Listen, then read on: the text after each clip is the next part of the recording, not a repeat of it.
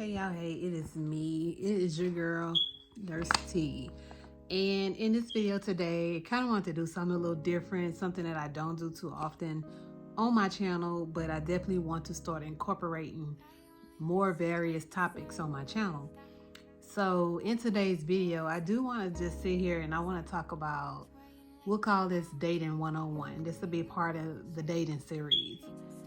But let's talk about dating a partner that is not all the way healed. Emotionally healed. That is not emotionally healed.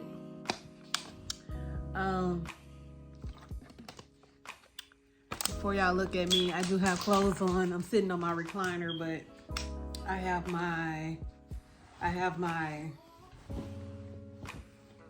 waist trainer on, and I was home and I was actually in my room and I was doing some weighted exercises, but I just thought, let's have a little sit down and chat. Let's talk about dating someone that is not fully emotionally healed. I guess the best thing I can say is don't. And I don't know what's going on in this dating world these days, but especially as you get a lot older, the pool is a little different. 35 and up, let's just say the pool is a little different. So sometimes you meet people who've been divorced, who already have children with women, who just recently got out of relationships, and sometimes they come to you either still going through a lot of the emotional drain that the last situation had them going through, and some of them just I don't know. There are a lot of hurt men out there, and I'm actually starting to see it. I've seen a lot that have been in marriages that have recovered, like they took their time, they healed, and they're delivered, and they probably out there again, But and then even with them, sometimes you catch those guys as guys who, they're still, especially when they have kids, they're still that attachment situations when they have small kids, or not even so much small kids, just kids that when you're still like highly involved in your children's lives, like in the sporting events and whatever, and the two of you are co-parenting, and there's a lot of communication between the two parents. That's a great thing.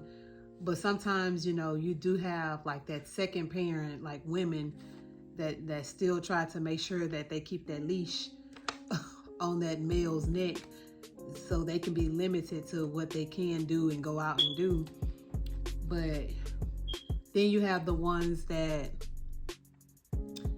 I don't know, like they supposedly be emotionally healed, but you can see there's still some trauma, and the worst thing a woman can do is get herself involved with someone who's not emotionally healed, especially if that individual is telling you that up front, and you choose to not ignore it, but you choose to still go along with, having conversations, having outings, spending time with each other.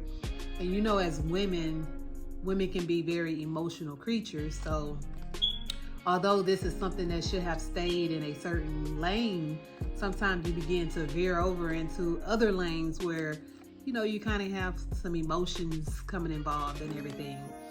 But the best thing I can tell you is don't.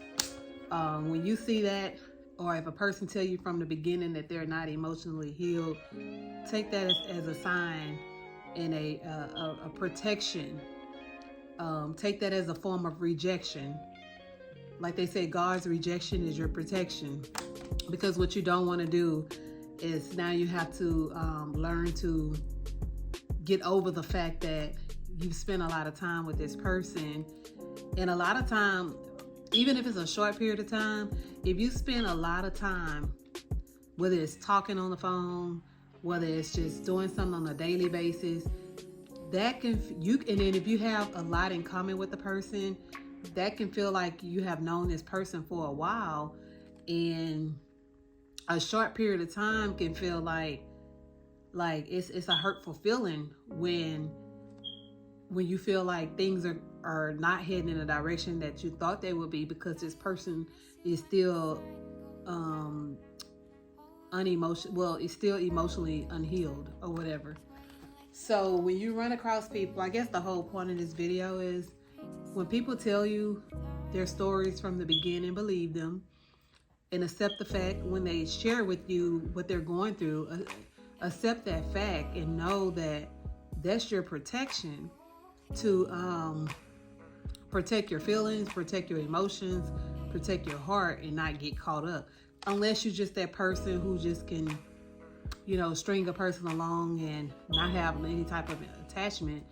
But most of the time as women, we look at the great things that guys may do for us, the time that's well spent, the laughs, the conversations, and we take that as a form of like as an emotional attachment. But when people come to you unhealed, do them a favor, set them free, because at the end of the day, you'll just be making it hard for yourself. But